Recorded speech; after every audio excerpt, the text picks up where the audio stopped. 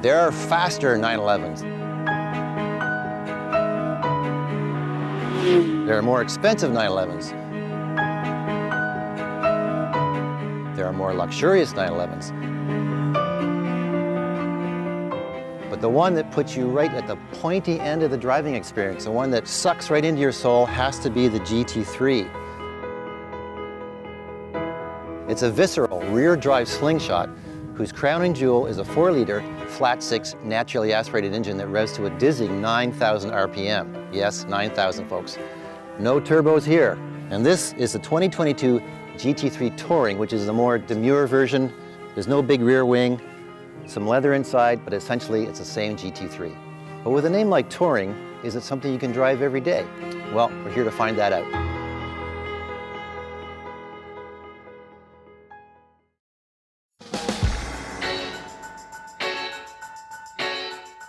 The GT3 Touring is mechanically identical to the regular GT3, but the biggest difference between the GT3 Touring and its more extroverted sibling is the absence of a fixed rear wing, although the Touring does have a wing that deploys above 80 kilometers an hour.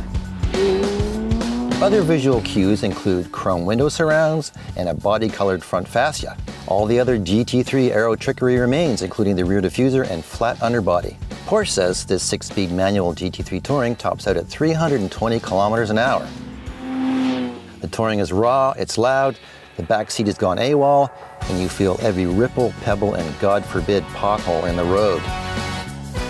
The GT3 rides 20 millimeters lower on its sport suspension. It's got 21-inch rear wheels, 20-inch front wheels. And this car is fitted with the $4,180 front-end lift system. And believe me, you want this. What you may not want are these $6,740 carbon fiber bucket seats. And that's depending on your ability and the breadth of your derriere. The Touring's interior is trimmed in leather. New this year is the ability to pick a color other than standard black. And this tester takes full advantage with a beige leather exclusive treatment that adds an eye-watering $23,000 to the bottom line. Yes, it looks pretty fabulous, but wow, that's a lot of money. So with no back seat and probably hardly any sound insulation, the engine takes center stage here. It idles with a hollow, kind of metallic gurgle, and the way it sends shivers through the car's structure makes you think, well, these engine mounts are probably almost solid. Each cylinder has its own throttle body, and it revs like there's almost no flywheel. And the output of this car, well, at 502 horses and 346 pound-feet of torque, those aren't big numbers when compared to other things like, well, the 911 Turbo, for instance. But that's not really the point here. This car is visceral, and it just gets right to you. One trip to that 9,000 RPM red line, and you are hooked. Power comes on in this race car-like rush, and man, the sound is incredible. It's like, well, the rabid hounds of hell with their tails on fire, closing in on some hapless prey, which is pretty much every other car on the road when you're driving this thing.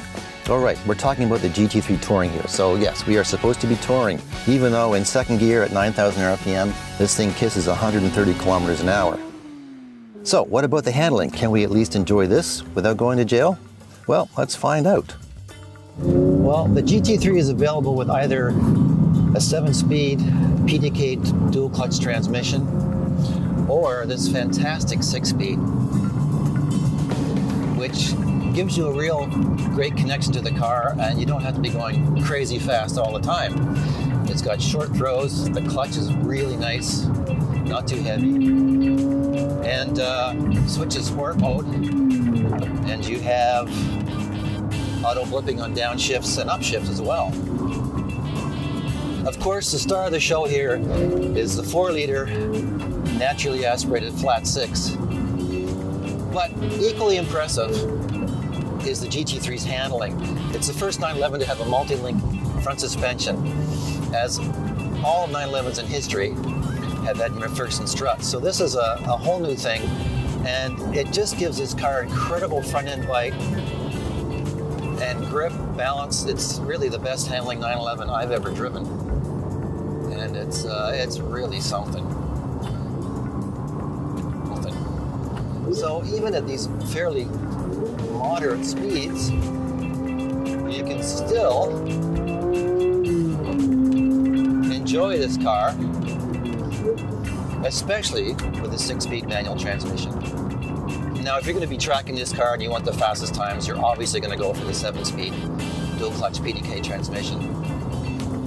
But if you want a little more mechanical connection with the car, this is a fantastic 6-speed transmission. But the problem is, there's a temptation. That 9,000 RPM is always back there saying, come on, come and get me, let's do it. And it's, you know.